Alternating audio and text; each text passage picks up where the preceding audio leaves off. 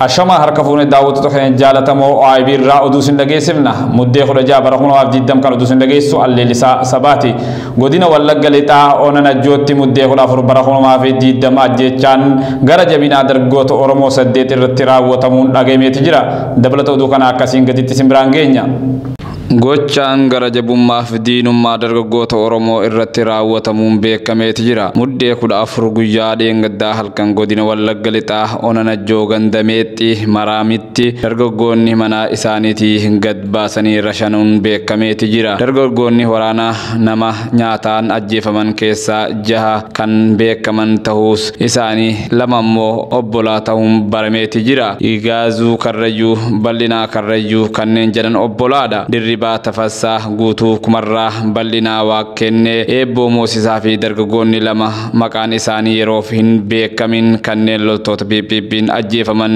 ta'uun beekameeti jira godina wallagga lixaa irraa sababa niitoorkiin yeroo dheeraaf citee jiruuf miidhaan godinicha keessaa raawwatamu ifa ba'aa akka hin jirree fi kan himan jiraattonni haalli jiru baay'ee yaaddeessaa fi hamaadha jedhu jiraattonni naannicha muddee 16 bara 2020 kaaba oromiyaa walloo aanaa baatee irratti anfarii lola ganama kana banameen gara oromoo irraa namni 3 dhahamuun dhagameeti jira jarri dhawniisa walii iddoo isaa aadamii fi mahammaduu gurraacha ta'uun beekameeti jira lolli isan gammaa itti fufuun dhagameeti jira godina wallagga bahaa aanaa haroo limmuutti haawwan oromoo ijoollee teessantu shaneedha jechuudhaan namoota 38 hidhaanii dararuun beekameeti jira dabalata oduu kana akkasiin gaditti simbiraan geenya ayyoota oromoo hidhuu fi salbisuun itti fufeeti jira godina wallagga bahaa aanaa haroo limmuu keessatti ayyooliin baay'inni isaanii 38 ta'an umriin isaanii waggaa 45 hanga 65 jidduutti argaman waraana PP'n erga hidhamanii guyyoota 15 ol ta'anis hanga ammaa mana murtiitti osoo hin dhiyaatin mana hidhaatti dararamaa jiru akka jiraattonni haroo limmuu dubbatanitti ayyooliin hidhaman kunneen ijoolleen keessantu wabootti isaan dhufan malee isin hin lakkisnu jedhanii akka hidhaa dararaa jiran dubbatu muummichi ministeera Abiy Ahmad yeroo hunda gara deemutti bakka deemutti harmee isaa akka jaalatu irra deddeebi'aa dubbataa turus jiru harmee oromoo umrii ofii kabajaan mana isaanii jiraachaa jiru irra jirutti waraana nama hidhaatti dararsiisaa akka jiru jiraattonni aanaa haroo limmuu komii isaanii ni dubbatu harmeen oromoo ulfina kan dhabde sirnoota waggaa 30 dabarsine kana keessatti erga Dr. Abiyyiin aangoo qabate kana daran caalaa ilmaan isaanii waliin dararamaa jiraachuu hedduu nu gaddisiisa jechuun jiraattonni dubbachaati jiru godina harargee bahaa aanaa meettaa keessatti hidhaan jumulaan itti fufuun qeerroowwan nageenya itti isaaniitiif jecha qeerraa baqatanii jiran maatii isaanii hidhuun beekameeti jira dabalata oduu kana akkasiin gaditti simbiraan geenya godina harargee bahaa aanaa meettaa keessatti wanni deemaa jiru nu yaachisa jedha maddi keenya OIB'n garasii dubbise mootummaan nafxanyaan durfamu tooftaa dullachaa fi laamshaawaa sirna bittaa darbanii qabatee deemu qeerroo fidaa jechuudhaan qeerroo lubbuun baafachuuf naannaarraa baqate fidaa jechuun qeerroo haadha warraa qaban haadha mana isaanii hidhuu fi abbaaf haadha dabalatee qeerroo keessan fiddan malee jechuudhaan mana hidhaatti dararaa jiraachuun beekameeti jira maatiin haala kanaan dararamaa jiran akka maddi keenya addeessetti akka aanaa meettaatti torbee tokko keessatti maatiin sababa kanaan hidhaman maatii 16 ol tahuu fi naannoo harargee bahaa keessattis wanni wal fakkaatan akkanaa akka jirus dhaamaniiti jiru maddi keenya OIB'n itti gaafatamaa waajjira kaafaa godina harargee bahaa Anwaar Saanii kan hararitti hidhaa jiru gara mana hidhaa dirree dhawaa haafatiisaatti geessamuun dhagahameeti jira dabalata oduu kana darartu shaamii waan deeffatte qabdi itti gaafatamaa waajjira kaafaa godina harargee bahaa kan ta'e Anwaar Saanii mana hidhaa harar irraa gara mana hidhaa dirree dhawaatti dabarsu jiraataan dirree dhawaa tokko OIB'tti himeeti jira naannawa afatiisaa jaamuun beekamu kan argamu mana hidhaa achi jiraachuun isaa barameeti jira hidhamtoota siyaasaa yakka tokkoon maletti mana hidhaarraa naannee isaa ooluun siyaasaa wayyaaneen biqilchitee fi ilmaan mallas bilxiginnaan haaromsitee akka muuxannoo gaariitti TPLF irraa fudhachuudhaan itti fufsiifteedha Anwaar isaaniitti gaafatamaa waajjira kaafaa godina Harargee ba'aa fi miseensa koree jiddu galeessaa kaafaa ta'uudhaan sababa hooggansa paartii morkattootaa ta'e qofaaf hidhamee ji'a 5 oliif mana hidhaatti dararamaa jira. Anawaar miseensa paartii kaafaa ta'e hojjechaa kan ture waggoota 15 ol caaleetii jira. Haa ta'u malee gidiraan akka bara kanaa takkaa irratti hin raawwatamne jira. Anawaar barsiisaa yuunivarsiitii Lifti Baaliitii fi akkasumas kaampaasa Jimmaa yoo ta'u paartii kaafaa godinichatti deebisee ijaaruudhaaf nama itti gaafatamummaa fudhatee amma Harargee ba'aa kan dhufee fi hojii isaa naamusaa fi qajeelfama paartichaa eegee hojjechaa kan turedha. Haa ta'u malee Anawaar mana murtii naannoo Hararitti yeroo hedduu deddeebi'ee bilisa jechuudha akka OIBtti gabaasuun keenya ni yaadatama. Haa ta'u malee ammas mana murtiirraa bilisa ja'anii haa gadhiifamu jedhullee poolisiin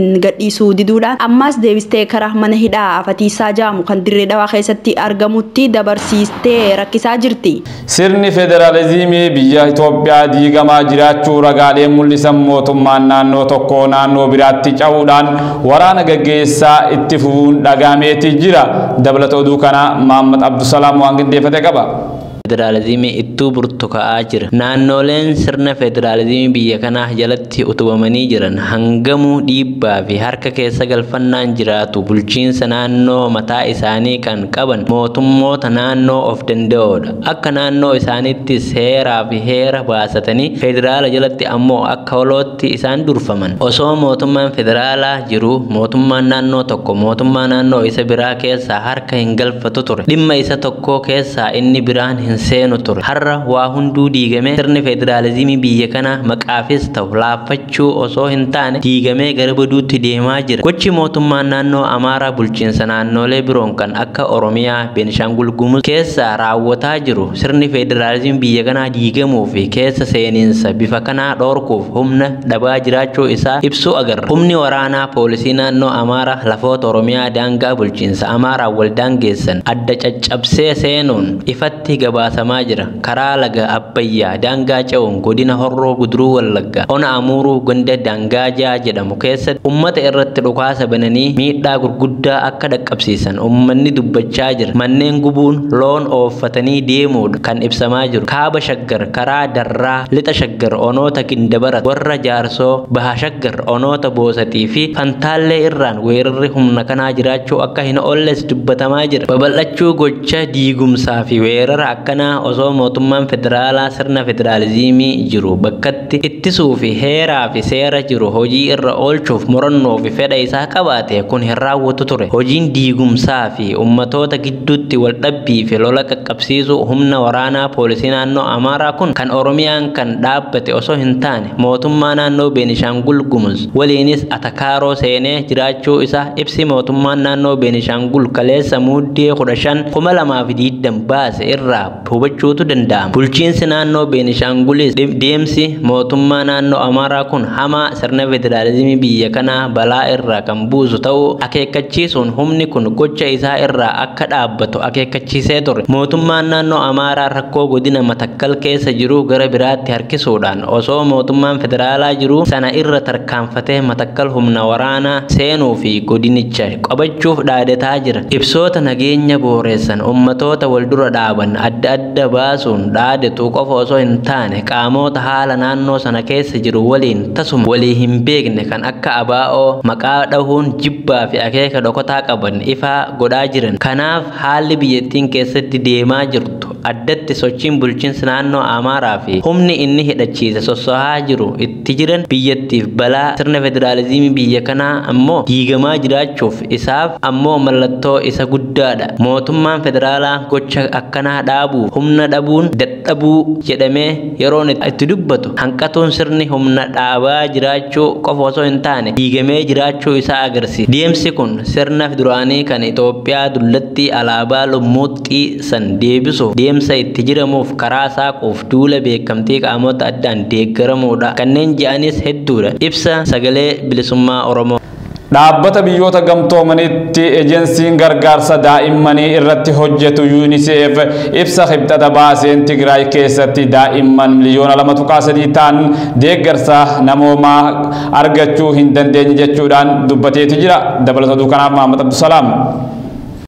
dhaabbata biyyoota gamtoomaniitti ejensiin gargaarsa daa'imman irratti hojjetu UNICEF ibsa qibxata baaseen Tigraay keessatti daa'imman miliyoona 2.3 ta'an deeggarsa namoomaa argachuu hin dandeenye jedhe. Ejensichi sababa deeggarsaa qaqqabsiisuun hin danda'amne yoo ibsu erga sadaasa afurii naannichi hanga amma jeeqama keessa jiraachuu ibse. Deeggarsi isaanis malu waan barfateef kan yaaddoofnee jirraa jedhe. Dhiyeessiin akka nyaataa kanneen hanqina nyaataa madaalawaaf saaxilamaniif ammoo nyaata madaalawaa wal'aansaaf tolu, qoricha boba'aa fi kanneen barbaachisoon biroon dhumuun rakkoo kana ittuu hammeessee jira jedhee dubbata. Deeggarsa namoomaa dhiyeessuu irratti mootummaan Itoophiyaa waliin waliigaltee irra gahamus ammallee danqaa malee nageenya kennuuf deeggarsa kennuuf haalli akka hin jirre ibseera. Muummichi ministeeraa Abiyyi lolli Tigraay goolabamuu erga labsanii booda dhaabbileen deeggarsa idil addunyaa deeggarsa namoomaa barbaachisu naannicha qaqqabsiisuu hin dandeenye jechuun komataa jira. Dubbii himaan koree labsii yeroo muddamaa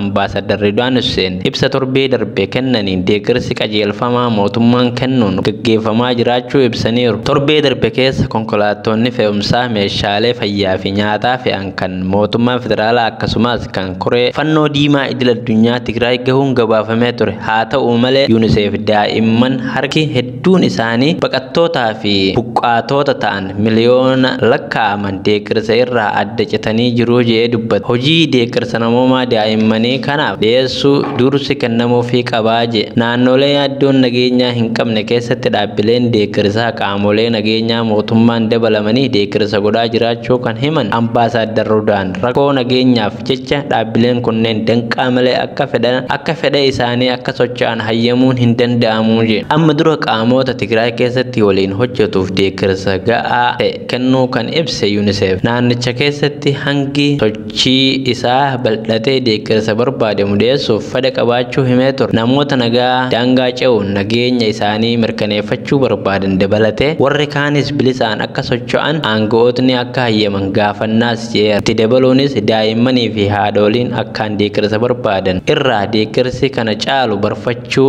hin qabu jechuun himan. Qaqqabamummaan danqaa hin qabne akka jiraatus ni gaafannaa jedhe. Tole egaa daawwattoota keenya jaallatamoo oduun qabannee isiniif dhiyaannee asirratti raawwatama. Hanga guyyaa biraatti walitti deebinu nagaan nuuf tura.